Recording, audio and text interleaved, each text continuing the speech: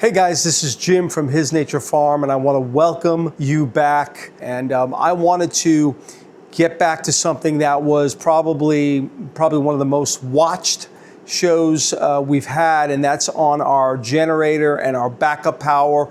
I promised you that we were going to come up with a solution, a backup solution. We were going to make that decision after getting all your feedback, and I got a lot of feedback, and I want to thank you for it. And there's a lot to think about. There was a lot to go through. There's a lot of research I had to do, and I think this video is going to be extremely valuable for a lot of us, particularly those of us who want to live completely off-grid on solar power and are questioning what do we do on the cloudy days and that sort of thing. I had to get out the whiteboard here because there's a lot going on, and I hope you can all see that.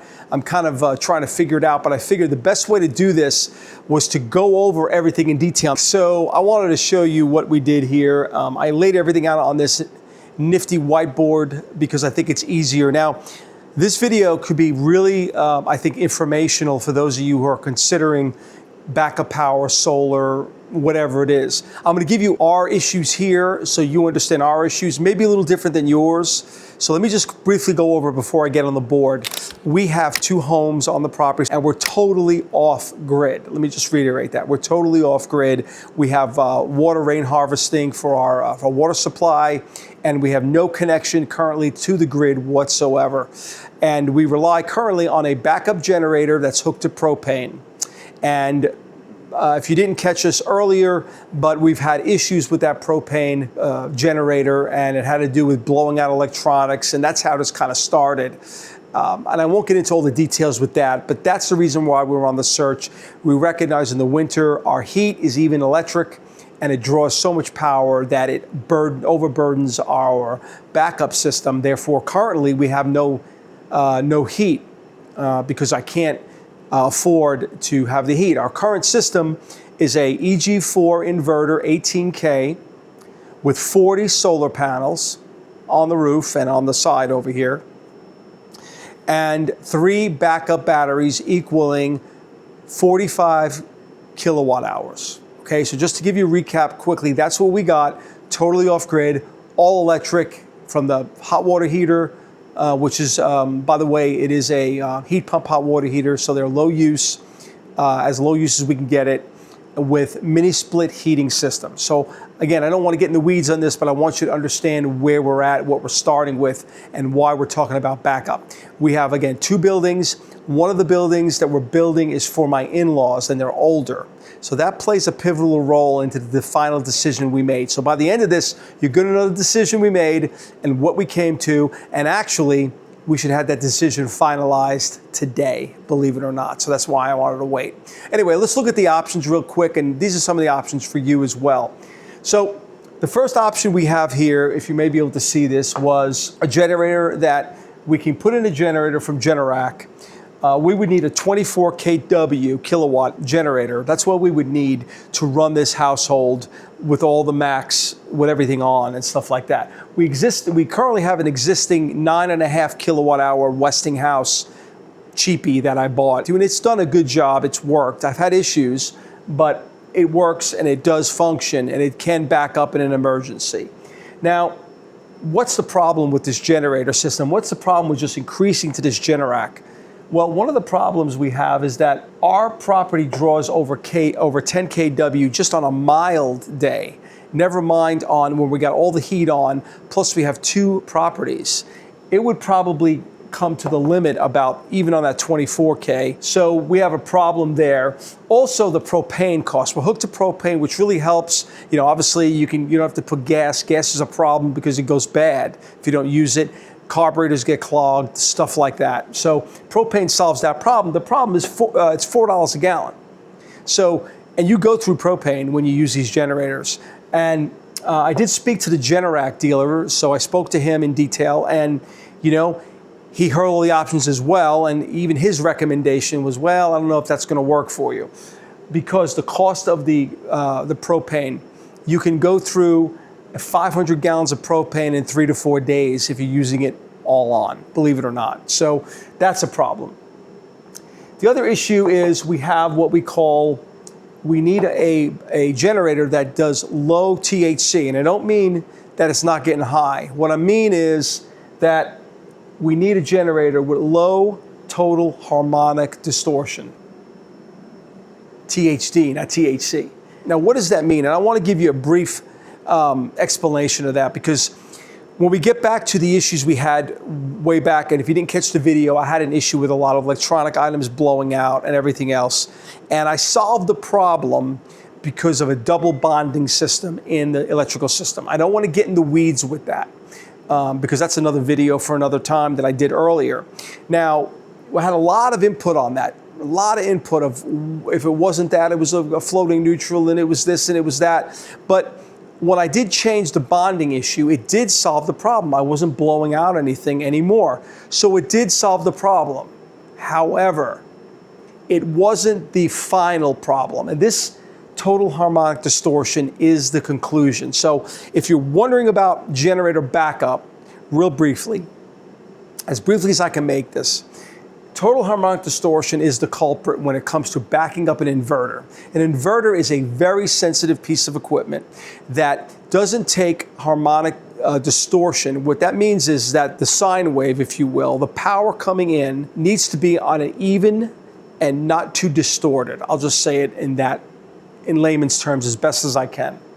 So the sine wave, and you don't really know this because if you don't have a way to check the sine wave, you won't know this, but you need to understand it kind of conceptually. The sine wave needs to have a smooth up and down move to it. It can't have any square sine wave, meaning a jolt in the voltage, okay? If it jolts, it causes a large surge into the electronics, and electronic items are very sensitive, particularly nowadays. And I blew out, as you may remember, I blew out the heads to my mini splits. I blew out part of my refrigerator. I blew out the hot water heater thing. I spent a lot of money and time fixing this. And it had all to do with this fluctuation in the voltage due to the lack of a low total harmonic distortion. So just for the rule of thumb, generators, you want a generator with no more than 5% total harmonic distortion. And also in the way it fluctuates, the way it attacks the voltage surges, that's got to do with it a lot. So typically only certain generators have that. Cheap ones definitely don't have it. Mine, believe it or not, was determined to have a total harmonic distortion of 23%. Didn't know it. Very hard to find in the literature. You go to find it, you'll see 60 hertz, but you will not see the total harmonic distortion readily available. It's hard to find, but you can find it. Signature Solar, by the way, those guys are the ones that helped me out with this, and they found it and with my generator, my Westinghouse, and said, yeah, way over the top. That's a big problem. They, matter of fact, said don't use the generator. So you got to get a generator with low total harmonic distortion. Now, what causes that? I want to just give a brief understanding on what causes the distortion actually. The distortion occurs on the loads. What I mean is when you turn something on and a load hits and the generator is on, that's what causes the generator to fluctuate, causing a distortion. It actually is originated from the loads. The load side, as you draw power, it causes the generator to fluctuate, and that's the problem. That's why if you have very low loads, very small loads, you won't have a lot of fluctuation. But if you turn on anything with a motor in particular, it's going to cause a lot of distortion. Better generators have a way to filter that out. Anyway, if you don't do that, you can damage the inverter and other electronics. So that was our issue prior. The bonding issue I spoke about earlier, and why bonding helped our situation, was that the issue with the double bond, and again, I don't want to get into the weeds with all this, the issue with the double bond just exacerbated the total harmonic distortion issue. When I cleaned that up and just made a single bond in our system, it tended to alleviate a lot of that distortion. It still was having some distortion, but it alleviated anything blowing out by the grace of God. So that was the result. We needed low total harmonic distortion of no more than 5%. So when you get a generator, just even a backup generator, because almost all solar is going to need a backup generator at very least, regardless, even if the power goes out, you hook up to the grid or something like that, or you're on a total full generator backup, that's what you're going to need. You're going to need something with low total harmonic distortion. Get a good generator. Generacs are good. They have low total harmonic distortion. Inverter generators are good as well, but they're not the cheapest, and just be aware of that. Do not go with anything else. You could really damage your inverter, damage your electronics. So that was one of our options to increase the generator.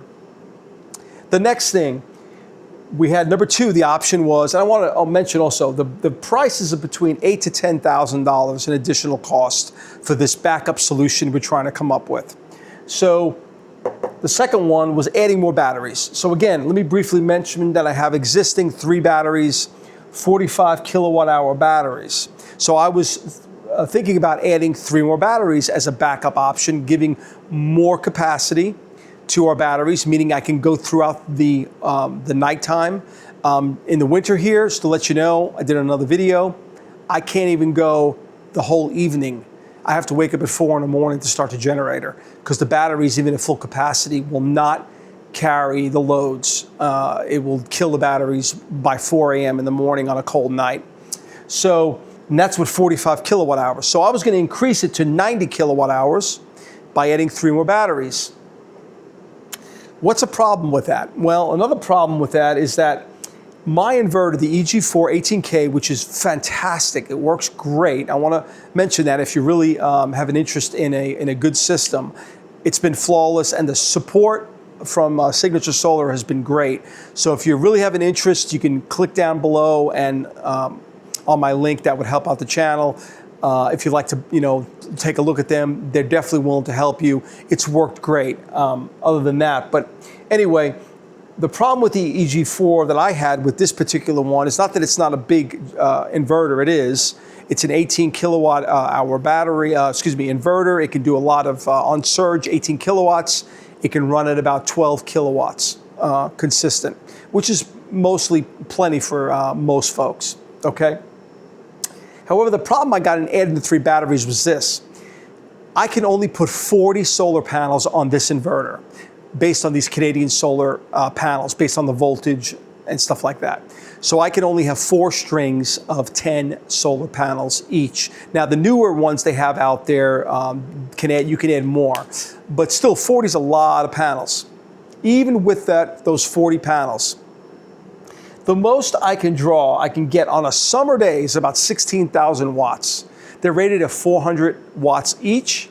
So you do the math, it's about 16,000 watts. And I can get, during the winter, only 8,000, only half of that I can get on a bright sunny day as it is today. I can only get 8,000. The problem is that 8,000 watts in the winter, I can't charge the batteries fully. If they're down below 20%, 15-20%, and that sun is shining bright, I can't even fill up the current batteries that I have, the 3. Adding 3 more isn't going to help it. I can't charge it enough in one night to carry it through. So that's a problem, because even if I add more batteries, I'd have to add more panels, which I can't do on this situation. There's only so much you can get out of the sun, particularly in the winter. And of course, it doesn't solve the problem on cloudy days. On long, extended, cloudy days, it does not solve the problem. You would have to have a generator or some other alternative, or change your usage, right? Obviously, it's either bringing in more power or lessening the power you're using throughout the day. Okay, so that was the second choice. Let's take a look at the third. Look at that, pretty nifty, huh? All right, the third here, if you can see it, is grid tie. That was the last, another option that I gave as one of the 3. Because currently we have no grid at all. We don't have the power lines up here, so on and so forth. The problem with that was, well, it was a little more money. Now, I want to say every situation is different. This is $9,000 to $10,000. Now, that was $9,000 to $10,000, but it really wasn't that. It was actually more than that. It was double that. We have another project going on the front, and we spend $9,000 to $10,000 to get the power up to there. So it really would have been $20,000 because we're about a half mile off the road. Okay, so it's a little more expensive, obviously. and I have a monthly bill. Okay, that was another issue I didn't like. It doesn't solve the problem with the generator because you're still going to have a bill. Now, using it obviously with an inverter and stuff like that, you're going to have a minimized bill, particularly in the summer, because you're not going to be using the power mostly, definitely. But in the winter, you're going to have a bill. So, and the idea of a sellback, we have Tennessee Valley Authority, which is, I don't know what you care about them. That whole sellback stuff is baloney. Let me tell you, it is garbage. And it may not be in Boston and the Northeast, maybe some of the more blue states around here, they may give a lot more incentive. But I'm going to tell you, it's a sellback scam. They give you pennies back. If you think you're going to sell back power, you're not. It's ridiculous. The amount of money they give you, particularly in our state, is insane. So this TVA is a scam. You have to sell back the power to them, and they give you such a low rate per kilowatt hour. It makes no sense. On top of that, they charge you like a $2,000 fee plus they put you through so much. $2,000 fee, you got to have a special meter put in, and then they give you pennies back, and then they got to inspect it. It is a baloney. It is absolute baloney. Maybe in your state it's not, but in our state it's baloney. Maybe if you're in a more blue state, they may give you a lot more incentive. I'm sure they do. I don't know how long that's going to last, but ultimately, the idea of just getting grid power and selling back and somehow that's going to make it worth it, it's not. It's not going to worth it. You just got to look at it truly from the benefit of being tied to the grid and the reliability of that. And that's what you look at as well. So that was the third choice we had. The last choice, which really wasn't on there, and this comes from some comments I got, was some other options, viable options. And there were options out there. The first one is maybe adding another means of heat, not using electrical heat, which is possible. We could have done that. The drawback was I could have used wood pellet stoves, stuff like that. That's more central, like a central heating system, which we have some of them around here, and they work out really well. But there's a bit of work with that, but a bit of maintenance, right? And I'm thinking about my family when it comes to that. My wife, my kids. I'm thinking about my in-laws. What if for some reason I'm not here? I don't live forever, right? We're going to have to put in wood pellets. You're going to have to maintain that. You got to hook up some of these. You got to hook up to propane because you can't go away sometimes, and you can back up with propane in case you want to go away. I know some of them use glycol as far as to do that, which helps it not freeze, so on and so forth. They're expensive as well. They're not that cheap, and you could have did that. There's also the idea of using some wind power. I got that recommendation as well. The problem was just not enough. There's not enough wind. There's not enough. It'd have to look like a wind farm up here for it to do anything. So that really doesn't really work for our advantage as well. So ultimately, that was some of the comments I got from alternatives, and I had a lot of opinions on, increasing the generator, adding some more batteries. I didn't have as much adding batteries as I thought I would. I know we have a lot of true diehards here of being off grid, and I believe me, I'm with you. I kind of agree. I'm with you on that. But what is. What it is what it is. There's nothing we can do a whole lot about it. So ultimately, what did we do? What did we pick finally? Well, before I show you really briefly what we did, I'm going to mention this. When you're making a decision, you have to look at your own personal use.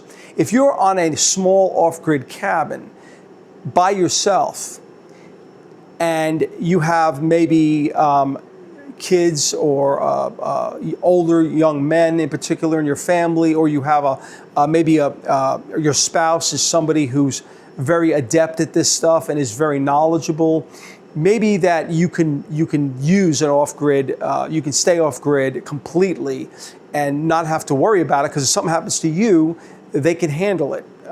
Also, you may not have in-laws who are not in the greatest of health all the time. People get older, and I'm getting older as well, and the capacity to go and service this stuff, it plays a role.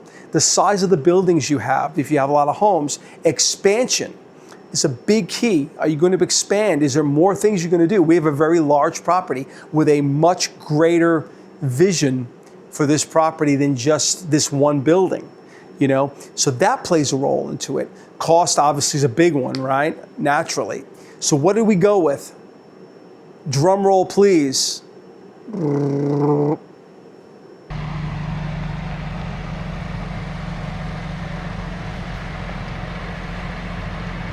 That's right. We went to grid tie. I know it's disappointing for some of us. I was reluctant to do it, but we did it.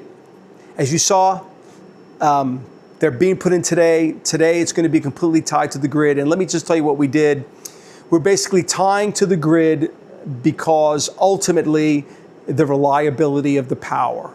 The reliability that if something happens to me or somebody else, we don't have to worry about trying to figure this out. And I think it's a responsibility as a husband and a father and an in-law to properly take care of my family. For me, again, for you it may be different, but for me that was the conviction that I had. So tying to the grid was the best option. Plus we get to keep our current generator. It works. I get to use it as a backup in a true emergency. So what we're doing is we're backing up both of our inverter. It's going to come in, it's going to be grid tied, therefore it's going to use the solar as necessary. But then when the batteries hit a certain state of charge, it's going to then kick on the charging rate. Now there's with EG4, and I'm sure a lot of these, you have a lot of cool things you can do. You can do fast charges. You see a storm coming, you want to get those batteries fully charged. You can really get it going and you can really charge them quickly. But ultimately, this was our decision. Grid tie was the decision. The cost was right around what I said it was, about $10,000. We had to do a little bit of electrical work as well to get it done. But that was ultimately what we decided to do and what's going in today. I'm excited about it, guys, because as I said in another video, this thing is like, you know, charting a course to America sometimes on this ship. And man, you're looking out for so many different things. We got water and we got the mud and we got other things going on. And it's a lot to think about. And I'm good with it. But you know, there's a lot of other fires to put out, particularly when you're on a large piece like this and you're doing a lot of things. So in the end, grid tie was the way we went. I hope I didn't disappoint you guys, but we had to do what is right. So I'm excited about it because it's going to free me up, my mind up a little bit more to take care of some other pressing issues that we have. And this is an exciting time to do it. Now, with doing all this, I want to also mention this one last thing, as I kind of alluded to a little while ago. We had a lot going on here, and grid tie for us allows us to extend the power lines into other things that are not going to be solar backed up. So spending the money is going to then allow us to put in some cabins, some things we're really looking to do to eventually invite some folks out to come stay with us and to build community here, because ultimately it's about community for us. That really is our primary goal. It really was never about just being off grid and trying to be, you know, completely self-sustaining, because, you know, I believe the best preparation for being self-sustaining is community. That's ultimately what we feel. The gifts and talents that others have coming together and doing things together is probably the best thing you have for resilience if things go really bad really quick. So we're building that, and we want to, again, continue to welcome you along our journey. Remember to like and subscribe this. Of course, your comments are always welcome. But for now, from Jim to you, you guys have a blessed and wonderful day, and we'll see you on the next video.